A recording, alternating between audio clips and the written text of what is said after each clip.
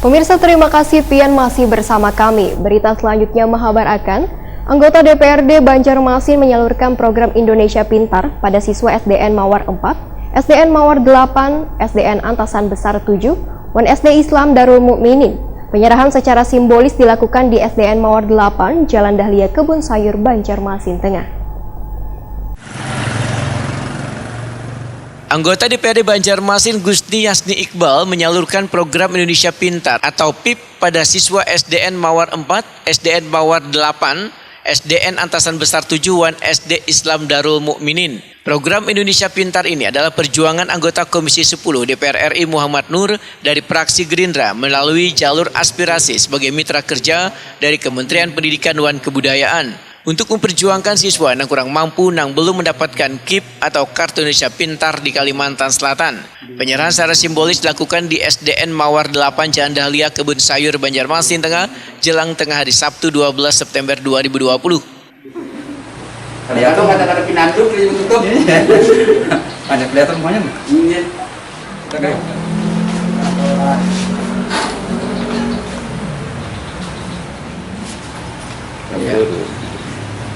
Iya.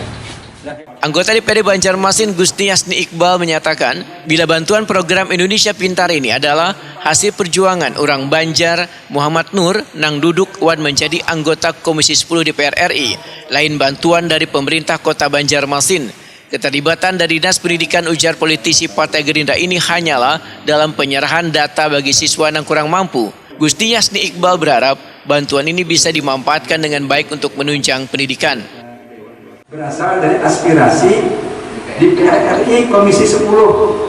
Salah satu anggota Komisi 10 adalah orang Banjar di Dapil 2 Kalimantan, ngarannya Haji Muhammad Nur. Ya. Dapil 2 itu pusat Banjarmasin, Banjarbaru, Tanah Laut, Tanah Bumbu, Kota Laut. Jadi ini 5 ini yang dapat. Karena saya tidak dapil itu. Saya di Dapil 1 mungkin, Dapil 1 dapat, Dapil 2 kata. Alhamdulillah. Dapil 2 diperjuangkan sini dan hari ini secara simbolik akan kami selesai. Kalau enggak, secara nanti operasionalnya nanti mungkin apa ini. Kepala SDN Mawar 8 Banjarmasin Mulyadi Waitakuni Prima TV memedahkan, kada menyangka bila mendapatkan bantuan dari pemerintah pusat. Mulyadi pun berharap wakil rakyat asli Banua yang ada di DPR RI ini terus memperjuangkan dunia pendidikan di Kalimantan Selatan. Seandainya kami takut dari partai, kami kedemonstrasikan 15 orang, Pak.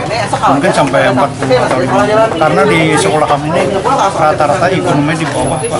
Banyak yang anak yang tidak mampu. Memang lingkungannya lingkungan orang duit di sini. Tapi yang sekolah di tempat kami ini ada yang dari Teram, ada yang dari pinggiran lah. Jadi rata-rata anak yang hampir ekonomi di bawah.